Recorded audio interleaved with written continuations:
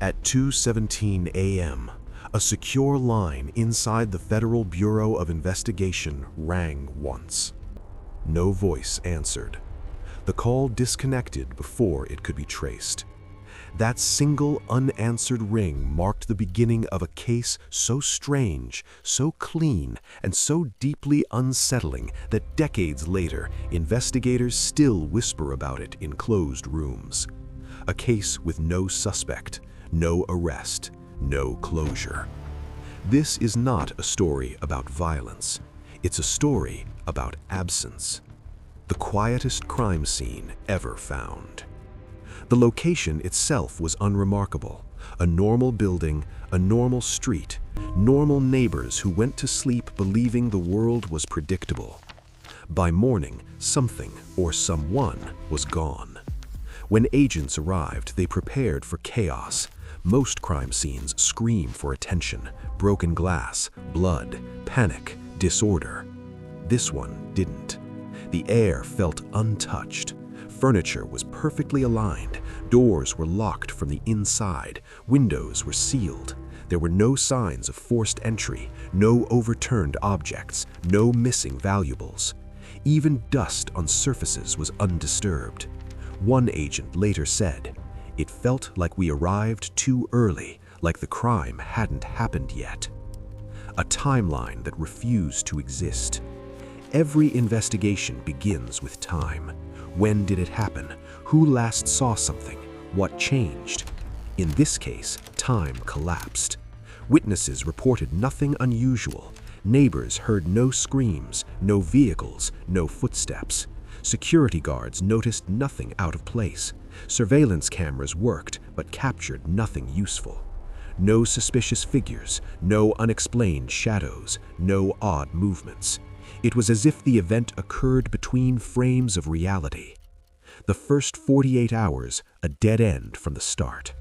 The FBI prides itself on momentum. The first 2 days are when mistakes happen, when criminals panic, when trails form. Here, there was nothing to chase. Phones went silent at the exact moment activity should have peaked. Digital footprints stopped abruptly. No final messages, no emergency calls, no unusual logins. Financial records showed no sudden withdrawals, no travel bookings, no credit card usage. Vehicles tied to the case never appeared on traffic cameras. It was as if watching a movie where the main character simply vanishes mid-scene. No signs of struggle, no signs of choice.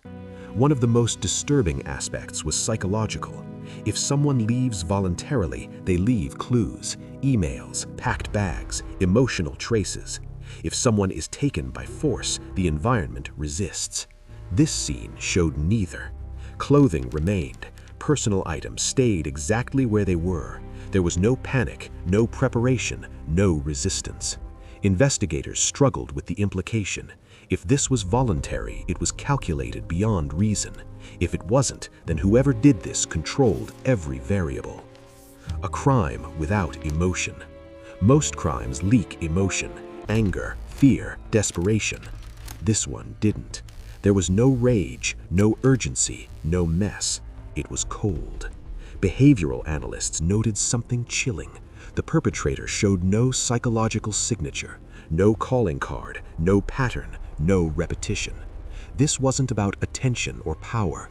It was about completion. Technology versus nothingness. Every modern tool was deployed. Satellite imagery, behavioral algorithms, early predictive models. The results were identical across every system. No anomaly detected. It was the investigative equivalent of shouting into space and hearing nothing echo back. An analyst wrote in frustration, "Our systems assume error. This assumes perfection." The room with the red strings. Inside a restricted facility, a dedicated team built what became infamous internally. An entire wall covered with photographs, timelines, maps, and behavioral charts.